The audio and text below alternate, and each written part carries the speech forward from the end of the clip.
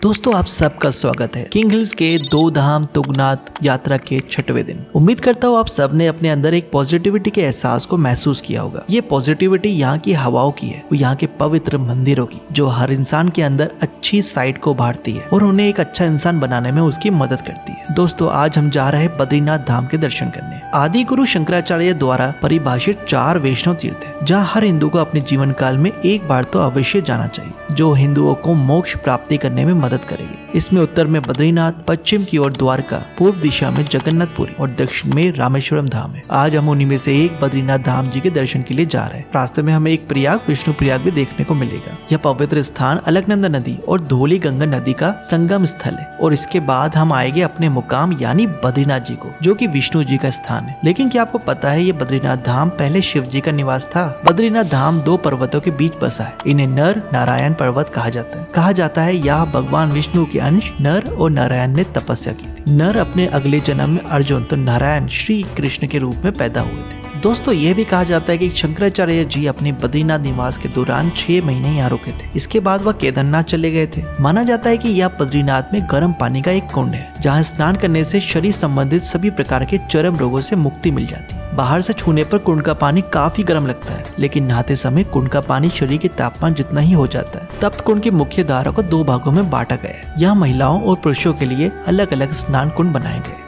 माना जाता है कि भगवान बद्रीनाथ ने यहाँ तप किया था। वहीं पवित्र स्थल आज तप्त कुंड के नाम से विश्व विख्यात है। दोस्तों बद्रीनाथ जी के दर्शन करने के बाद हम चले गए एक ऐसी जगह जहाँ से स्वर्ग को रास्ता जाता है। जी हाँ दोस्तों ये सच है। मंदिर से महज 4 किलोमीटर की दूरी पर बसा है माना गांव। कहते हैं इसी गांव से धरती का स्वर्ग निकलता है। इसे फर्स्ट विलेज ऑफ इंडिया के नाम से भी जाना जाता है। लोगों का यह कहना है कि यहाँ आने से पैसों संबंधित सभी परेशानियों से छुटकारा मिल जाता है। यहाँ मौजूद गणेश गुफा, भीम पुल, व्यास गुफा अपने आप में कई पौराणिक कथाओं को समेटे हुए है। ये गाड़ी आपको माना विलेज की पार्किंग तक छोड़ देगी और वहाँ से आपको पैदल ही जाना है और इन मंदिरों के दर्शन करना है। माना विलेज चीन की सीमा से लगा हुआ है। इस गांव का रिश्ता महाभारत काल से भी जुड़ा हुआ है और भगवान गणेश से भी। मान्यता है कि इस गांव से होकर ही पांडव स्वर्ग गए थे। कहते हैं कि इस गांव का नाम मणिभद्र देव के नाम पर माणा रखा गया है। दोस्तों व्यास गुफा के बारे में कहा जाता है कि यहीं पर वेद व्यास ने पुराणों की रचना की। व्यास गुफा और गणेश गुफा यहाँ होने से इस पौराणिक कथा को सिद्ध करता है